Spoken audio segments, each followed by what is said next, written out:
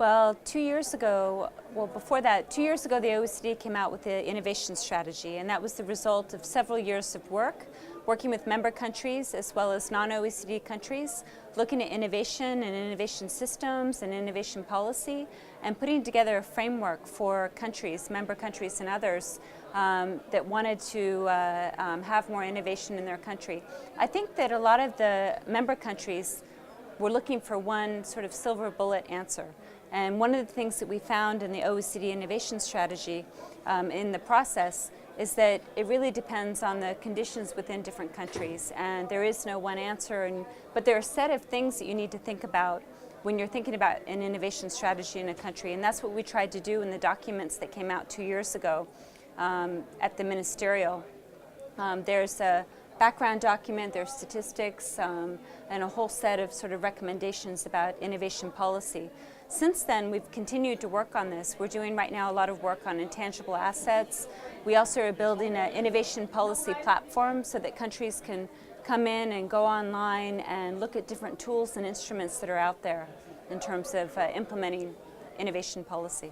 And can you tell me a little bit, what do you think the government can do to promote innovation? Well, I think the biggest thing that governments can do to promote innovation is to have the proper framework conditions. And also to realize that innovation is more than just R&D. I think that a lot of countries got caught up in this whole phase of let's reach 3% R&D, 3% of GDP R&D spending as a measure of innovation. And I think governments have to realize that innovation is not just about technology, it's not just about R&D, it's about how you translate innovation into the marketplace to create jobs and economic growth. And I think that's where a lot of countries have really fallen down.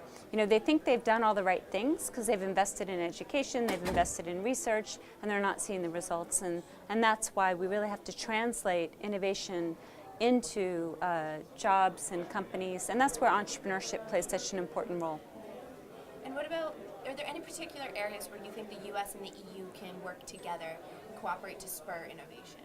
The U.S. and the EU certainly can work together and have been working together to promote innovation and also entrepreneurship.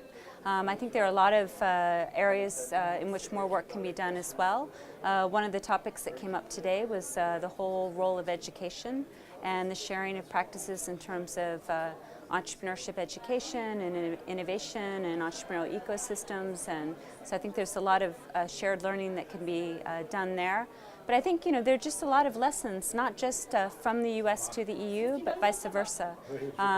Europe is very different than the U.S., and there are different opportunities and there are different challenges. And I think both sides have a lot to learn from each other, so I think collaboration would be very fruitful. Last question. You spoke on a panel about women in innovative companies and in the market. Can you speak to me just a little bit about the role of women and, as you see it, the role for them moving forward? So in terms of women entrepreneurs, I think there is a stereotype in terms of what type of entrepreneurs women tend to be. And when you think about women entrepreneurs, many people think about micro-entrepreneurs and social entrepreneurs and SMEs. And the reality is that a number of women have been very successful being high-growth, innovative entrepreneurs. And we need to identify those women, make them role models, and help make young girls more aware that that's also an option.